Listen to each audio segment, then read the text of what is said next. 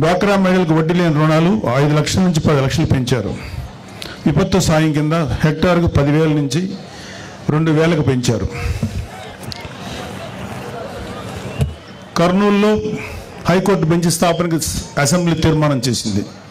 కర్నూలు జిల్లా ఓరవకల్లు, కడప జిల్లా కొప్పర్తి పారిశ్రామిక వాడల్లో 25,000 కోట్ల పెట్టుబడులు, 75,000 మందికి ఉపాధి కల్పనకు కేంద్రం నుంచి సాధించాం. తక్కువ ధరకే నాణ్యమైన మద్యం సరఫరా చేస్తున్నారు. గీత కార్మికులకు 10% మద్యం షాపులు కేటాయించారు. చేనేత కార్మికులకు జీఎస్టీ రీఎంబర్స్మెంట్ అమలు చేశారు. స్వర్ణకారులకి, మాజీ సైనికులకి సంక్షేమానికి ప్రత్యేక కార్పొరేషన్లు ఏర్పాటు చేశారు. 60 ఏళ్లు దాటిన వారికి ఏపీఎస్ఆర్టీసీలు, బస్సుల్లో 25% రాయితీ ఇచ్చారు. దేవాలయాల్లో ధూపదీప నైవేద్యాలకు 5,000 నుంచి 10,000కు పెంపు చేశారు. అర్చకుల వేతనం 10,000 నుంచి 15,000కు పెంచారు. 198 అన్నా క్యాంటీన్లు తిరిగి ప్రారంభించారు. హై స్కూళ్ళల్లో కూడా విద్యార్థులకి డొక్కా సీతమ్మ పథకం కింద మధ్యాహ్న భోజన పథకాన్ని అమలు చేస్తున్నారు. ఇవి కాకుండా ఇంకా చాలా చాలా చాలా చేస్తున్నారు. అయినా సరే కూటమి ప్రభుత్వం ఏమీ చేయట్లేదు అని చెప్పే వాళ్ళకి కళ్ళు మూసుకొని బలవంతంగా నిద్ర నటించేవాడిని మనం ఏం చేయలేం. వైసీపీ ప్రభుత్వం అలాంటిదే. సో ఇందాక నుంచి నేను చేస్తున్న స్టేజ్ మీద ఉన్న చాలామంది ఆలోచించారు. మన వాళ్ళందరూ కొంచెం పెద్ద మనిషి తరాగా, నాకు అంత పెద్ద మనిషి తరా చేత కాదు. పెద్దిరెడ్డి అక్రమాల గురించి కొంచెం మాట్లాడుకుందాం. అంటే నేను రాయలసీమకి ఎలక్షన్ క్యాంపెయిన్కి ఓన్లీ తిరుపతి వరకే వచ్చాను, ఒకసారి కలిగిరి దాకా వచ్చాను. ఆ తర్వాత రావడానికి నాకు అవకాశం దొరక్క నేను పవన్ కళ్యాణ్ గారి పిఠాపురం నియోజకవర్గంలో పనిచేయాల్సి వచ్చింది. అయితే చాలామంది ఇక్కడ చెప్పారు ఏంటంటే పెద్దిరెడ్డికి మేము చాలా భయపడతారండి మనోళ్ళందరూ. చాలామంది కొంచెం మీరు జాగ్రత్త అని. పెద్దిరెడ్డి కదయా, వాళ్ళ నాయకుడు జగన్మోహన్ రెడ్డి కదయా, వాళ్ళ నాన్న రాజశేఖర రెడ్డిగా భయపడలేదు, ఇతనెంత అని చెప్పి న్యాయంగా ధర్మంగా ముందుకెళ్ళేటువంటి గొప్ప నాయకుడు పవన్ కళ్యాణ్ గారి నాయకత్వంలో పనిచేస్తున్న మాకు అలాంటి నాయకుడి నాయకత్వంలో ప్రయాణించే మాకు పెద్దిరెడ్డి కాదు కదా, ఏ సుబ్బారెడ్డి పిచ్చిరెడ్డి కూడా మాకేమో లెక్కలేదు. Don't care. సో ముందు పెద్దిరెడ్డి అక్రమాల గురించి ఇక్కడంతా స్టేజ్ మీద ఉన్న చాలామంది ఉన్నారు మా జన సైనికులు, వీర మహిళలందరూ.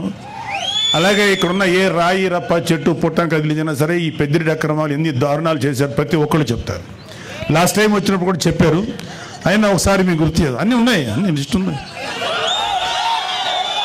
రాయలసీమ మొత్తం మీద దాదాపు 23 ఎకరాల భూమిని దోచుకున్నాడు ఈ పెద్దిరెడ్డి. ఆయన దోచుకున్న భూముల రికార్డులు లేకుండా తన అనుచరులతో మదనపల్లి తహసీల్దార్ కార్యాలయంలో ఫైల్స్ దగ్ధం చేయించాడు. తగలబడిన ఫైల్స్ చాలా వరకు 22A కింద ఉన్న ప్రభుత్వ భూములకు సంబంధించిన డాక్యుమెంట్లు ఉందని సిఐడి అధికారులే నిర్ధారించారు. పొంగనూరు పాడి రైతులు నిలువున దోపిడీ చేస్తున్నారు. లీటర్ పాలకి కేవలం 20 రూపాయలు ఆయనే నిర్ధారించి తన సొంత డైరీకి పాలు తరలించాలని పాడి రైతుల్ని బెదిరిస్తున్నారు. ఇప్పుడు కాదులే, ఒకప్పుడు మొన్న ఎలక్షన్స్ వరకు. అలాగే మైనింగ్ మాఫియా తయారు చేసి నిబంధనలకు అనుగుణంగా మైనింగ్ చేసే వాళ్ళని, న్యాయంగా ధర్మంగా మైనింగ్ చేసే వాళ్ళని బెదిరించి వారి వ్యాపారాలు దోచుకున్నారు. పొంగనూరు, మదనపల్లి, తొంబడపల్లి కేంద్రంగా అక్రమ క్వారీలు, ఇసుక, గ్రావెల్ మాఫియా నడుపుతున్నారు. తిరుపతి మఠం భూములను ఆక్రమించుకున్నాడు. వడమాలపేటలో మండలంలో గుజరాతీ వ్యాపారిని అతని కుటుంబ సభ్యులను బెదిరించి ఆస్తులు రాయించుకున్నారు. తిరుపతి నగరంలో చెరువులు ఆక్రమించారు.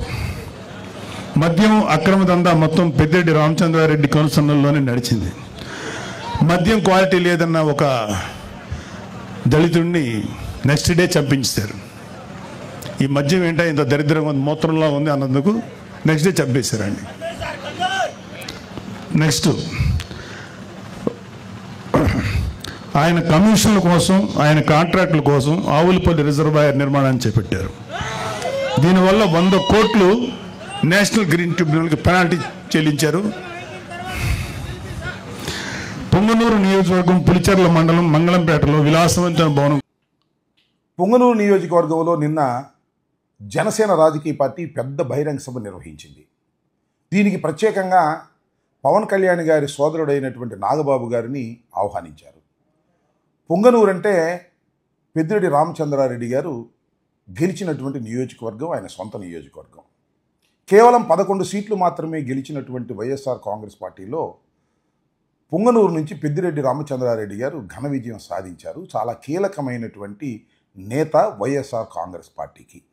బహుశా జనసేన రాజకీయ పార్టీ పెద్దిరెడ్డి రామచంద్రారెడ్డి గారిని ఘాటుగా విమర్శించాలనే ఉద్దేశంతో ఈ బహిరంగ సభ నిర్వహించారని నేను భావిస్తున్నాను. తప్పేం లేదు, గట్టిగా విమర్శించాలని అనుకోవటం జనసేన రాజకీయ పార్టీ, పైగా మా ప్రత్యర్థి రాజకీయ పార్టీ ఏ విధమైన తప్పు లేదు. దానికి ప్రత్యేకంగా నాగబాబు గారిని ఆహ్వానించారు. మన ఉప ముఖ్యమంత్రి గారి సోదరుడు, ఆయన కూడా వచ్చాడు, ఆ సభలో పాల్గొన్నారు. ఆయన కూడా ఉపన్యసించాడు. అయితే ఇక్కడ గమనించవలసినటువంటి అంశం ఏమిటంటే ఆయన ఉపన్యాస ధోరణి మాత్రమే కించిత్ ప్రమాదకరంగా ఉందనే విషయాన్ని నేను చెప్పాలనే ఉద్దేశంతో మీ ముందుకు వచ్చాను. ఆయన ఉపన్యసించే ముందు ఆయన మాట్లాడినటువంటి మాటలు, పూరితమైనటువంటి మాటలు నాగబాబు గారు మాట్లాడుతున్నారు. నాగబాబు గారు అంటే కేవలం పవన్ కళ్యాణ్ గారి సోదరుడే కాదు, జనసేన పార్టీని ఆల్మోస్ట్ ఆల్ నడుపుతున్నటువంటి వ్యక్తి. ఇంకొక మాట చెప్పాలంటే కాబోయే మంత్రి. ఆయన మంత్రిగా చేయబోతున్నాను అని సాక్షాత్తు ముఖ్యమంత్రి గారే లిఖితపూర్వకంగా ఆయన కమిట్ అయ్యాడు. కమిట్ అయ్యి చాలా రోజులు అయింది అనుకోండి, అది వేరే విషయం. కానీ భారత రాజకీయాల్లో ఎక్కడా కూడా లిఖితపూర్వకంగా త్వరలో ఈయన్ని మేము క్యాబినెట్లోకి తీసుకుంటున్నాము అని లిఖితపూర్వకంగా హామీ ఆయన్ని క్యాబినెట్లోకి తీసుకోలేదు. సరే, అది కూడా వారి వ్యూహానికి సంబంధించినటువంటి అంశం అనుకోండి. ఏమి జరగబోతుందో ఏమి జరుగుతుందో తర్వాత మనం చూద్దాం. కాబోయే మంత్రి, అదేవిధంగా పవన్ కళ్యాణ్ గారి సోదరుడు, జనసేన పార్టీని భుజాన వేసుకొని నడిపేటటువంటి వ్యక్తి ఈ రకమైన అహంకారపూరితమైనటువంటి మాటలు మాట్లాడితే ఇది పార్టీకి మంచిదవుతుందా అనేది వారికి నేను సుహృద్భావ వాతావరణంలో చెప్పే ప్రయత్నం చేస్తున్నా. మీరెవరండి చెప్పడానికి? మా ఇష్టం వచ్చినట్టు మాట్లాడుకుంటాం. మా జనసేన వేదిక, మా వేదిక మీద ఏ విధంగా అయినా మాట్లాడతాం, దూషిస్తాం, ఎదుటి వాళ్ళని ఇష్టం వచ్చినట్టుగా మాట్లాడతాం అంటే అది మీ కర్మ అని నేను అడుగుతా ఉన్నా అని చెప్పదలుచుకున్నాను. ఏంటంటే అహంకారపూరితంగా చాలామంది మాట్లాడారు. మాట్లాడిన మాటలన్నీ మనకు వినిపిస్తూనే ఉన్నాయి చాలా సందర్భాల్లో. వాళ్ళు రాజకీయాల్లో ఏ స్థాయికి వెళ్ళారో ఒకసారి ఆలోచించుకోవాలి, ఆత్మవిమర్శ చేసుకోవాలని నేను చెప్పదలుచుకున్నా. నాగబాబు గారి అహంకారపూరితమైనటువంటి మాటలు జనసేనను నట్టేట ముంచే ప్రమాదం ఉన్నది అని ఆ నాయకత్వం గ్రహించి మంచి సాంప్రదాయాలను రాజకీయాల్లోకి తీసుకొస్తే మంచిది అనేది నా అభిప్రాయం.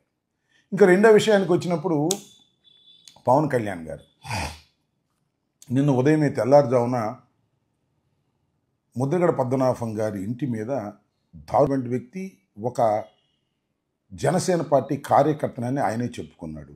మరి ఉన్మాదో తాగుబోతో ఎవరైనా కానీ జనసేన పార్టీ అన్న తర్వాత పవన్ కళ్యాణ్ గారు దాన్ని రియాక్ట్ కావాలి, లేదా వారి పార్టీ రియాక్ట్ కావాలి. వాళ్ళ పార్టీలో అక్కడక్కడ రియాక్ట్ అయ్యారు. ఆయన జనసేనకు సంబంధం లేదని అన్నారు. 100కి 100 పాళ్ళు అతను జనసేన కార్యకర్త, పెద్ద గుర్తింపు కార్యకర్త అవునో కాదో మనకు తెలియదు. ఎందుకంటే ఆయన ఫ్లెక్సీలు, ఆయన మెడలో కండవాలు వేసుకొని, జనసేన కండవాలు వేసుకొని ఫోటోలు దిగినటువంటి సందర్భాలు సోషల్ మీడియాలో మూవ్ అవుతున్నాయి. 100కి 100 పాళ్ళు అతను జనసేన కార్యకర్త. సరే, పెద్ద కుట్రతో వచ్చాడా, కుట్ర లేకోకుండా వచ్చాడా అనే విషయాలను పక్కన పెడితే ఇది అందరూ ఖండించవలసినటువంటి అంశం. ముద్రగడ పద్మనాభం గారు ఒక నిస్వార్థ రాజకీయ నాయకుడు. కాపు కులంలో ఆయన ప్రముఖుడే కాకుండా కాపు కులానికి మేలు చేయాలని ఉద్యమాలు నడిపినటువంటి వ్యక్తి. అలాంటి వ్యక్తి ఇంటి మీద దాడి జరిగితే పవన్ కళ్యాణ్ గారు కాముగా ఉండటం సమంజసం కాదు. సరే, కాముగా ఉంటే ఉన్నారు పో. చాలా సందర్భాలు అనేవాడు మీకు గుర్తుందా? నా మీద విమర్శ చేయాలంటే జగన్మోహన్ రెడ్డి గారు మళ్ళీ కాపుల్ని తీసుకొచ్చి నా మీద విమర్శ చేస్తాడు, ఇదేం అన్యాయం అని మాట్లాడేవాడు. ఇవాళ నేను అడుగుతా ఉన్నా పవన్ కళ్యాణ్ గారు, ముద్దగడ పద్మనాభం గారి ఇంటి మీద దాడి జరిగితే దాన్ని ఖండించడానికి వారి కుమార్తెను మీరు